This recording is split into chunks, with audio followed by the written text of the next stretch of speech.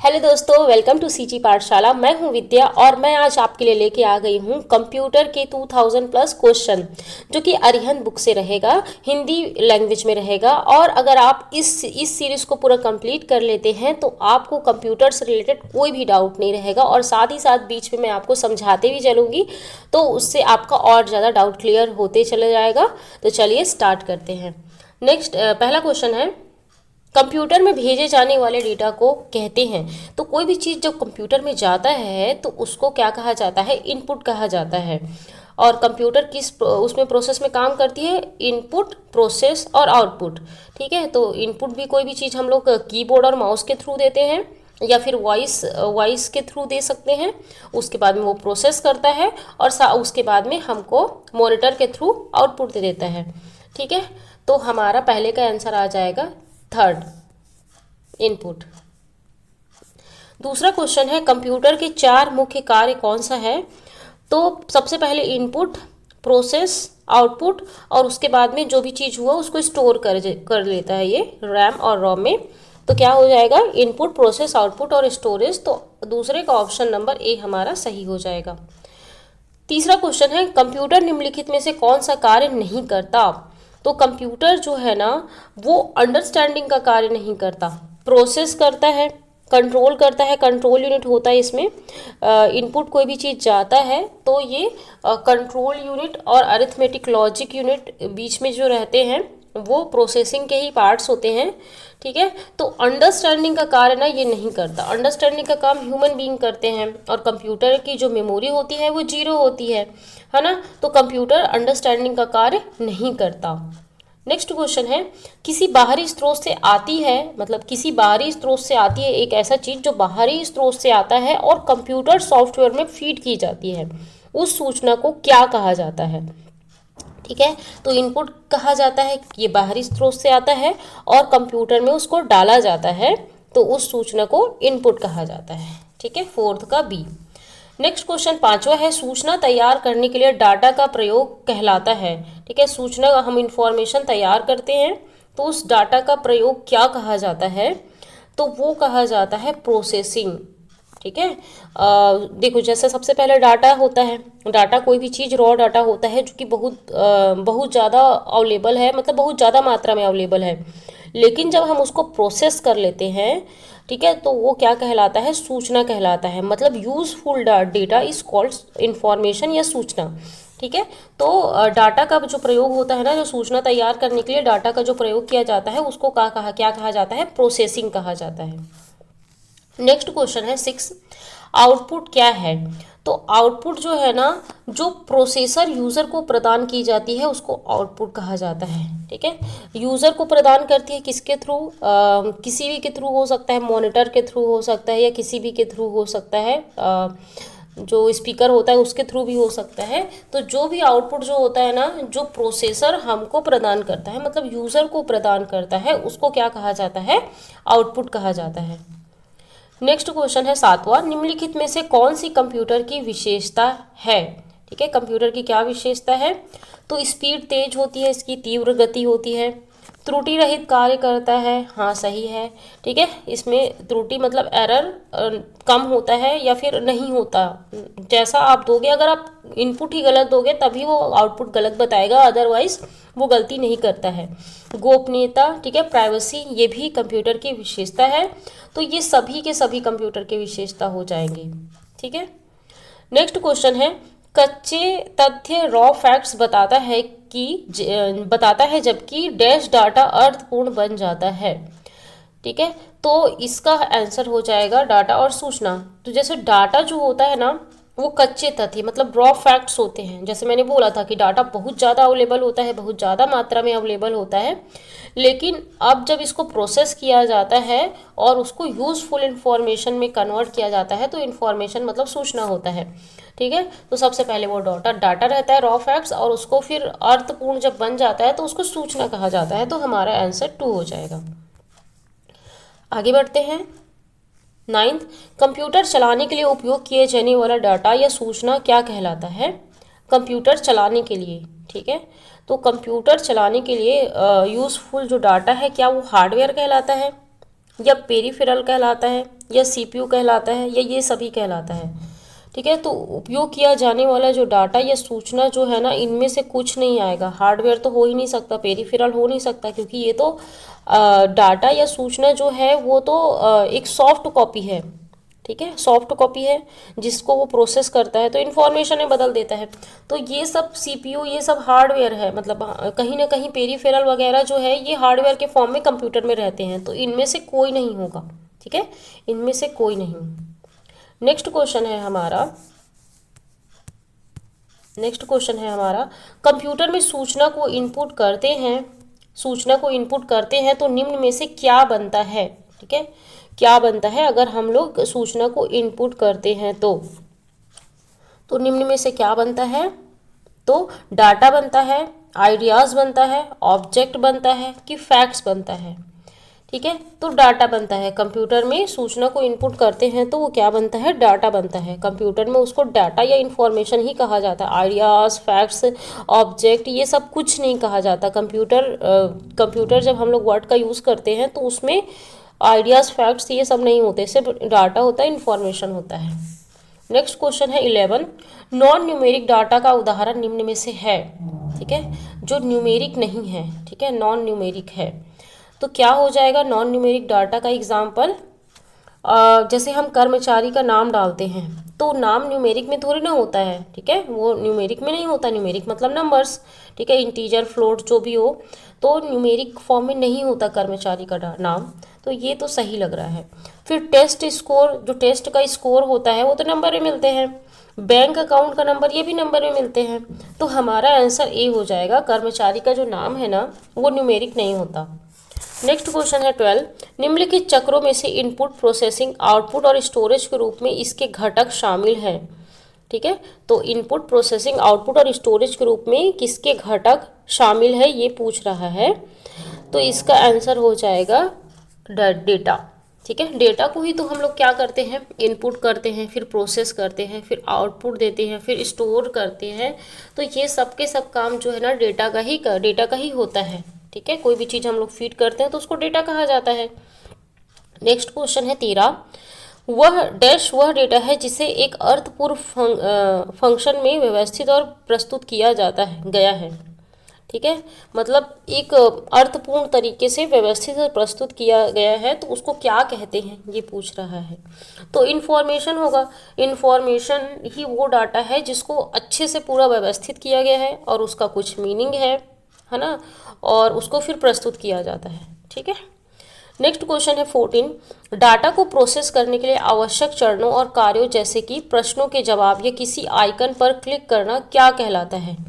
ठीक है, तो किसी आइकन पर क्लिक करना क्या कहलाता है, तो इंस्ट्रक्शन कहलाता है। डाटा को प्रोसेस करने के लिए आवश्यक चरणों और कार्यों जैसे कि प्रश्नों के जवाब या किसी आइकन पर क्लिक करना इंस्ट्रक्शन कहलाता है। ठीक है, कोई भी इंस्ट्रक्शन देते हैं ना, किसी भी चीज़ में क्लिक करके इसके हाइपर लिंक में क्लिक करते हैं तो वो सबको इंस्ट्रक्शन कहा जाता है। ऑपरेटिंग सिस्टम तो नहीं कहा जाएगा। ठीक है, एप्लीकेशन सॉफ्टवेयर ये तो बहुत अलग ही चीज़ हो जाता है। सिस्टम यूनिट ये तो पूरा अलग हो जाता है। हार्डवेयर यूनिट तो इंस्ट्रक्शन ही होगा। ठीक है, आइकन कार्यों जैसे कि प्रश्नों के जवाब या किसी आइकन पर क्लिक करना इंस्ट्रक्शन कहलाता है।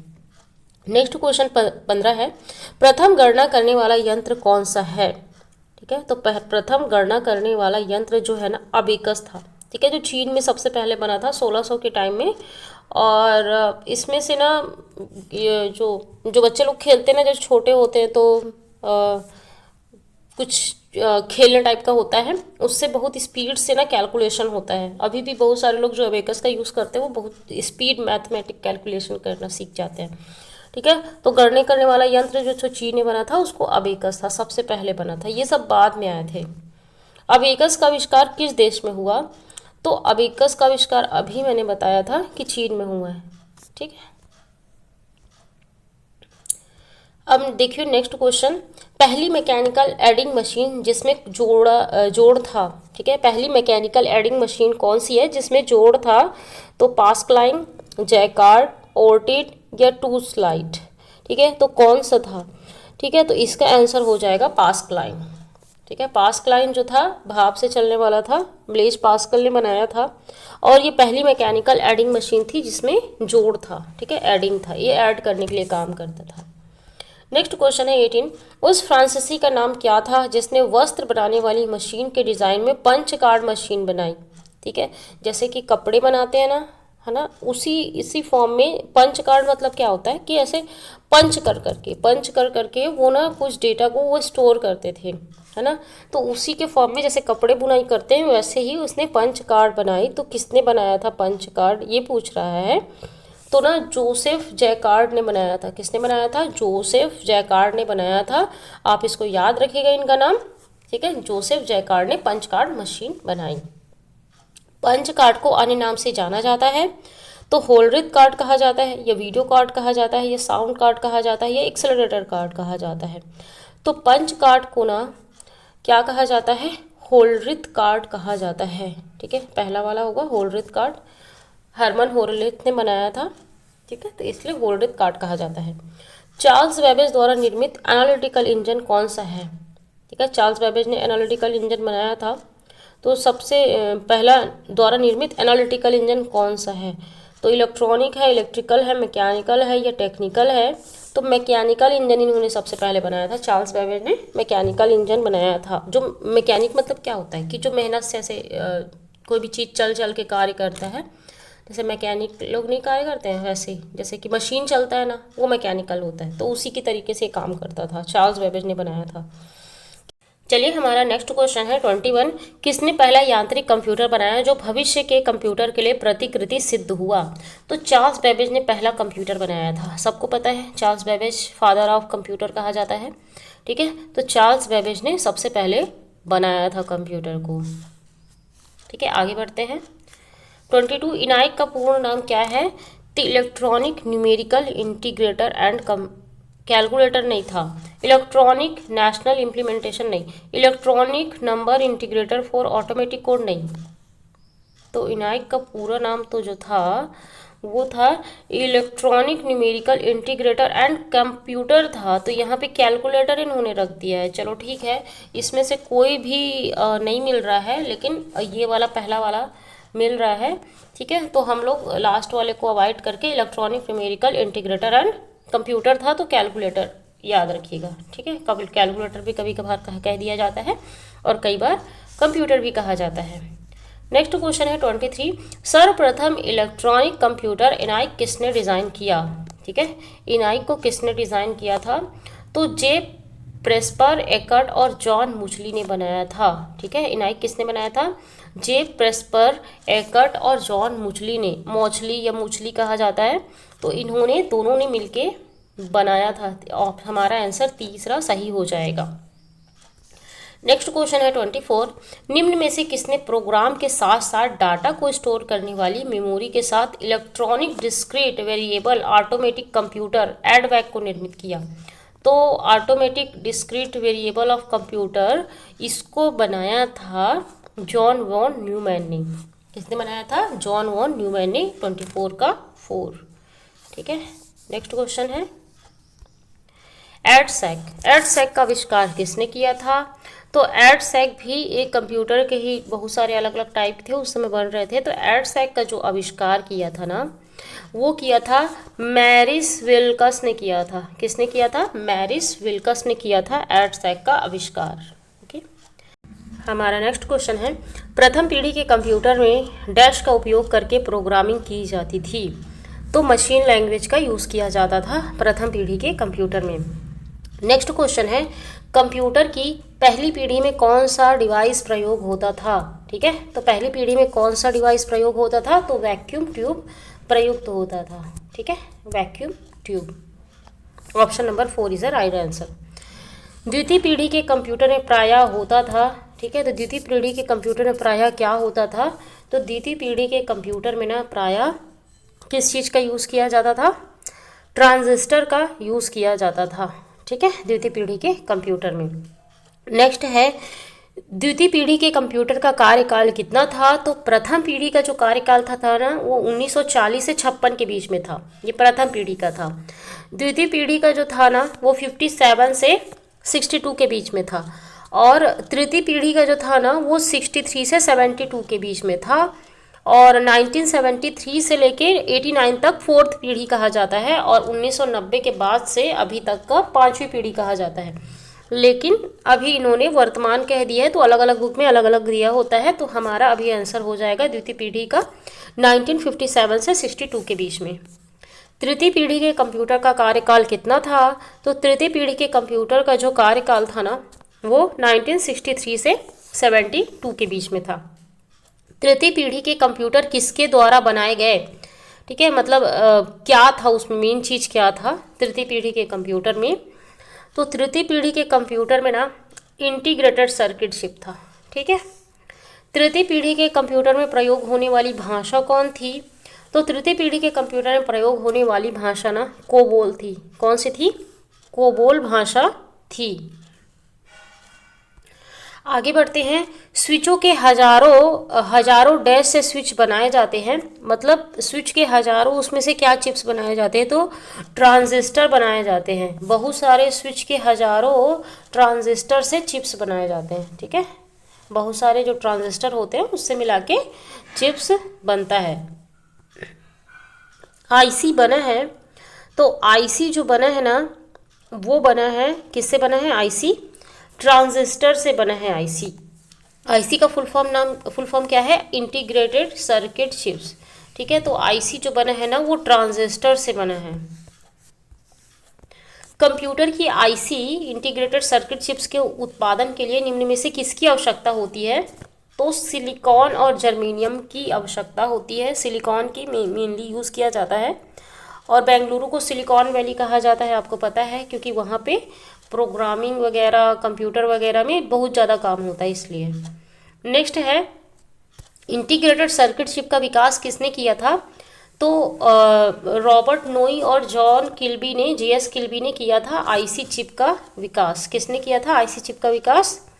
जेएस किल्बी ने किया था। नेक्स्ट है, इलेक्ट्रॉनिक में आईसी का पूर्ण रूप क्या है? तो अभी मैंने बताया था integrated circuit. Option number 3 is right answer. Next है 38, इंटीग्रेटेड चिप या आईसी का उपयोग कंप्यूटर की किस पीढ़ी में शुरू किया गया था? तो आईसी का जो उपयोग हुआ था ना, कंप्यूटर की पांचवी पीढ़ी में उपयोग होना स्टार्ट हुआ। चालू हो गया था थर्ड जनरेशन से, लेकिन पांचवी पीढ़ी में उपयोग होना स्टार्ट हो गया था। नेक्स्ट है 39, चौथी पीढ़ी में आने वाले पर्सनल कंप्यूटर में होते हैं। तो चौथी पीढ़ी में आने वाले पर्सनल कंप्यूटर में क्या होते हैं? Information, data, vacuum tube, transistor, micro processor. तो चौथी पीढ़ी में आने वाले कंप्यूटर में क्या होता है? माइक्रो प्रोसेसर होता है।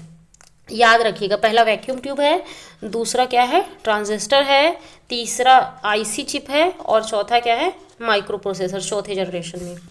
माइक्रो कंप्यूटर की शुरुआत किस पीढ़ी से हुई? तो माइक्रो कंप्यूटर की जो शुरुआत हुई थी ना, वो हुई थी फोर्थ जनरेशन से। कब हुई थी? फोर्थ जनरेशन से हुई थी माइक्रो कंप्यूटर की शुरुआत। नेक्स्ट है, पांचवी पीढ़ी के कंप्यूटर की विशेषता है, तो इसमें ना आर्टिफिशियल इंटेलिजेंट या कृत्रिम बुद्धिमत्ता होती है पांचवी पीढ़ी के कंप्यूटर में, इसलिए पांचवी पीढ़ी नाम दिया गया, जो कि 1990 से अब तक चला आ रहा है। पांचवी पीढ़ी के कंप्यूटर के पास नहीं है, तो वैक्यूम ट्यूब नहीं है, स्पीच रिकॉग्निशन है ना, अभी हम लोग कुछ ही बोल के सर्च कर लेते हैं। आर्टिफिशियल इंटेलिजेंट है, वेरी लार्ज स्केल इंटीग्रेशन है, लेकिन वैक्यूम ट्यूब ना नहीं है, क्योंकि अब वैक्यूम ट्यूब बंद हो गया है। पर्सनल कंप्यूटर किस श्रेणी के कंप्यूटर से संबंधित है? तो पर्सनल कंप्यूटर जो है ना, वो माइक्रो कंप्यूटर से संबंधित है। किससे संबंधित है? माइक्रो कंप्यूटर से संबंधित है। पर्सनल कंप्यूटर छोटे होते हैं ना, इसलिए इसको माइक्रो कंप्यूटर कहा जाता है। एक पर्सनल कंप्यूटर को डैश की सभी कंप्यूटिंग जरूरतों को पूरा करने के लिए डिज़ाइन किया गया। तो पर्सनल कंप्यूटर को किसी व्यक्ति की पर्सनल जरूरतों को पूरा करने के लिए डिज़ाइन किया गया। 45 है, निम्न में से कौन सा एक छोटा माइक्रो प्रोसेसर आधारित कंप्यूटर है जो एक समय में एक व्यक्ति द्वारा प्रयोग में लाया गया जाता है? मतलब एक समय में एक ही व्यक्ति के द्वारा। तो इसमें पर्सनल कंप्यूटर भी आ सकता है, और नोटबुक भी है हमारे पास यहाँ पे ऑप्शन। तो आप किस में लगाएंगे? तो हम पर्सनल कंप्यूटर में लगाएंगे, क्योंकि एक व्यक्ति के द्वारा प्रयोग में लाया जाता है, तो पर्सनल कंप्यूटर को लाया जाता है। माइक्रो कंप्यूटर को डैश भी कहते हैं, तो माइक्रो कंप्यूटर को क्या बोलते हैं? कंप्यूटर ऑन ए चिप कहा जाता है। ठीक है, माइक्रो कंप्यूटर में चिप लगा होता है ना, और इसलिए वो छोटा हो जाता है, तो इसलिए कंप्यूटर ऑन ए चिप कहा जाता है। ऐसे कंप्यूटर जो पोर्टेबल होते हैं और यात्रा करने वाले प्रयोक्ताओं के लिए सुविधाजनक होते हैं, ठीक है, मतलब कि जो यात्रा करने के टाइम में सही होते हैं, तो उनको कौन सा कंप्यूटर कहा जाता है? तो उनको लैपटॉप कहा जाता है। लैप मतलब होता है पैर, है ना, जांग, और उसी में रख के हम जो कोई भी काम करते हैं तो उसको लैपटॉप कहते हैं। वो कहीं पे भी उसको ले जाया जा सकता है यात्रा करते समय। नेक्स्ट क्वेश्चन है हमारा 48, निम्न में से किसे पोर्टेबल कंप्यूटर कहा जाता है? तो पोर्टेबल कंप्यूटर तो देखो, मेन फ्रेम तो नहीं कहा जाएगा, ये तो बड़ी चीज़ों के लिए यूज़ किया जाता है। वर्क स्टेशन भी नहीं कहा जाएगा। मिनी कंप्यूटर भी अभी यहाँ माइक्रो कंप्यूटर होता तो चल जाता, लेकिन लैपटॉप होता तो ज़्यादा सही होता, लेकिन यहाँ पे लैपटॉप नहीं है तो पीडीए आ जाएगा। इस पीडीए का फुल फॉर्म क्या है? पर्सनल डिजिटल असिस्टेंट होता है, ठीक है। तो इसको भी ना कहीं पे भी ले जाके मूव किया जा सकता है। लैपटॉप इसके अंदर ही आता है, पीडीए के अंदर, पर्सनल डिजिटल असिस्टेंट के अंदर, ठीक है। तो इसका आंसर हो जाएगा थर्ड। नेक्स्ट है, कौन सा डिवाइस उपकरण हैंड हेल्ड ऑपरेटिंग सिस्टम का इस्तेमाल करता है? तो हैंड हेल्ड ऑपरेटिंग सिस्टम का इस्तेमाल करता है पीडीए। पर्सनल डिजिटल असिस्टेंट जो होता है ना, वो हैंड हेल्ड ऑपरेटिंग सिस्टम का इस्तेमाल करता है। कई घरेलू उपकरणों में निर्मित छोटे और सस्ते कंप्यूटर में किस प्रकार के होते हैं? तो सस्ते कंप्यूटर होते हैं, घरेलू उपकरण में यूज़ करते हैं, तो हम मेन फ्रेम, माइक्रो, मिनी या फिर कोई नहीं, तो माइक्रो कंप्यूटर हो जाएगा, ठीक है। माइक्रो कंप्यूटर को घर में यूज़ करा जाता है। नेक्स्ट है 51, desktop computer, laptop computer, tablet और स्मार्टफोन विभिन्न प्रकार के हैं, ठीक है। तो ये सब क्या है? माइक्रो कंप्यूटर है। लैपटॉप, टैबलेट, स्मार्टफोन छोटे होते हैं ना, इसलिए माइक्रो कंप्यूटर कहा जाता है। नेक्स्ट क्वेश्चन है 52, निम्न में से किस प्रकार का कंप्यूटर डिजिटल घड़ी में पाया जाता है? ठीक है, तो डिजिटल घड़ी में कौन सा कंप्यूटर पाया जाता है?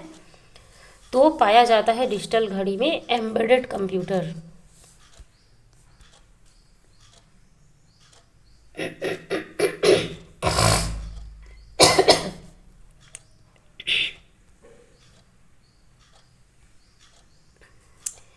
एम्बेडेड कंप्यूटर पाया जाता है, सबसे छोटे कणों का अध्ययन होता है फिजिक्स में। तो उसी तरीके से क्वांटम कंप्यूटर जो होता है ना, सबसे छोटा होता है और सबसे तेज होता है, जो मस्तिष्क की तरह कार्य करता है। सबसे तेज अगर बोलते तो सुपर कंप्यूटर हम लोग लगाते, लेकिन छोटा बोला है और तेज भी बोला है तो हम क्वांटम लगाएंगे। नेक्स्ट है 54, डैश अत्यधिक सूक्ष्म स्तर पर डिवाइसों का निर्माण करने हेतु नैनो स्ट्रक्चर के प्रयोग पर विचार करता है। ठीक है, नैनो स्ट्रक्चर पर विचार करता है, तो मैंने नैनो टेक्नोलॉजी ही विचार करेगा, है ना। नैनो स्ट्रक्चर पे कौन विचार करेगा? Nano technology. नेक्स्ट है 55, क्लाइंट सर्वर सिस्टम में किस प्रकार के कंप्यूटर क्लाइंट कंप्यूटर होते हैं? ठीक है, तो किस प्रकार के जो कंप्यूटर है ना, वो क्लाइंट कंप्यूटर कौन से होते हैं? तो ये होते हैं मिनी कंप्यूटर। ठीक है, मिनी कंप्यूटर जो है ना, क्लाइंट सर्वर सिस्टम में क्लाइंट कंप्यूटर होते हैं, मिनी कंप्यूटर। नेक्स्ट है प्रथम मिनी कंप्यूटर था, तो प्रथम मिनी कंप्यूटर जो ना PDP-8 था। क्या था? PDP-8 था, याद रखिएगा इसको, ठीक है। PDP-8 था प्रथम मिनी कंप्यूटर। नेक्स्ट क्वेश्चन है 57, निम्नलिखित में से कौन सा कंप्यूटर बड़ा तथा महंगा होता है? वह हजारों यूजर्स के डेटा को एक साथ प्रोसेस कर सकता है। ठीक है, तो बड़ा और महंगा होता है और हजारों यूज़र के डेटा को एक साथ प्रोसेस करता है, तो हैंड हेल्ड कंप्यूटर नहीं होगा, पर्सनल कंप्यूटर नहीं होगा, टैबलेट नहीं होगा, मेन फ्रेम होगा। ठीक है, अभी यहाँ पे मेन फ्रेम होगा इसका आंसर। नेक्स्ट क्वेश्चन है, विश्व के सबसे पहले सुपर कंप्यूटर का निर्माण हुआ था? तो सबसे पहले सुपर कंप्यूटर का निर्माण हुआ था ना 1976 में हुआ था। कब हुआ था? 1976 में हुआ था। नेक्स्ट है सुपर कंप्यूटर। सुपर कंप्यूटर जो है ना, हजारों माइक्रो प्रोसेसर होते हैं सुपर कंप्यूटर में, बहुत सारे माइक्रो प्रोसेसर लगे होते हैं, इस कारण से ये बहुत तेज गणना कर सकता है। नेक्स्ट क्वेश्चन है 60, निम्नलिखित में से कौन सा सबसे बड़ा, सबसे तेज और सबसे महंगा कंप्यूटर है? तो सुपर कंप्यूटर जो है वो सबसे तेज, सबसे बड़ा और सबसे महंगा कंप्यूटर है। मेन फ्रेम या सुपर कंप्यूटर को एक्सेस करने के लिए प्रयोक्ता प्रायः डैश का इस्तेमाल करता है। तो मेन फ्रेम या सुपर कंप्यूटर को एक्सेस करने के लिए ना नोड का इस्तेमाल किया जाता है। किसका इस्तेमाल किया जाता है? नोड का इस्तेमाल किया जाता है। इसको याद रखिएगा थोड़ा सा, ठीक है, नोड का, इसको भूल सकते हो आप, नोड का इस्तेमाल किया जा सकता है। किया जाता है। मौसम पूर्वानुमान में निम्नलिखित में से कौन सा कंप्यूटर प्रयोग किया जाता है? तो मौसम पूर्वानुमान में ना हम यूज़ करते हैं सुपर कंप्यूटर। ठीक है, मौसम के पूर्वानुमान में बड़े बड़े जगह लगे होते हैं। भारत में विकसित परम सुपर कंप्यूटर का विकास किस संस्था ने किया? तो जो परम की जो जितने भी सीरीज आए थे ना, परम 8,000 पहले आया था सबसे पहले। तो परम के जो सीरीज आया ना वो सीडैक पुणे ने लाए थे, मतलब सीडैक पुणे ने बनाया था। निम्नलिखित में से कौन सा सुपर कंप्यूटर के जनक के रूप में जाने जाते हैं? तो ना सुपर कंप्यूटर के जनक जो है ना वो सैमुअल क्रे को जाना जाता है। किसको जाना जाता है? सैमुअल क्रे को जाना जाता है सुपर कंप्यूटर का जनक। सुपर कंप्यूटर का उदाहरण है तो क्रे XMP24, तियाने 2, तो ये सब के सब ना सुपर कंप्यूटर हैं। ठीक है, 1991 में भारत का पहला सुपर कंप्यूटर विजय भटकर द्वारा विकसित हुआ। तो सबसे पहले जो विकसित हुआ था भारत का पहला सुपर कंप्यूटर वो परम 8000 था। क्या था? परम 8000। निम्नलिखित में से कौन सा भारत का द्वारा निर्मित सुपर कंप्यूटर है? तो परम के जितने भी सीरीज आए थे वो परम UR2 है ना, परम 8000 सबसे पहले था, 8000। तो परम UR2 जो है ना भारत में निर्मित सुपर कंप्यूटर है। भारत में पहला कंप्यूटर कहाँ स्थापित हुआ था? तो पहला जो कंप्यूटर स्थापित हुआ था ना इंडियन स्टैटिकल इंस्टीट्यूट कोलकाता में इस्टेब्लिश हुआ था। इंडियन स्टैटिकल इंस्टीट्यूट कोलकाता में इस्टेब्लिश हुआ था। नेक्स्ट है, भारत का सबसे तेज तथा पहला multi petaflop super computer Pratyush को सबसे पहले कहाँ लगाया गया? तो जो प्रत्युष था ना वो सबसे तेज था और पहला मल्टी पेटाफ्लॉप्स कंप्यूटर था। इसको लगाया गया था Indian institute of tropical metrology Pune में लगाया गया था। विश्व में प्रत्युष सुपर कंप्यूटर कौन से स्थान पर है? तो प्रत्युष सुपर कंप्यूटर ना चौथे स्थान पर है। कौन से स्थान पे है? चौथे स्थान पे है।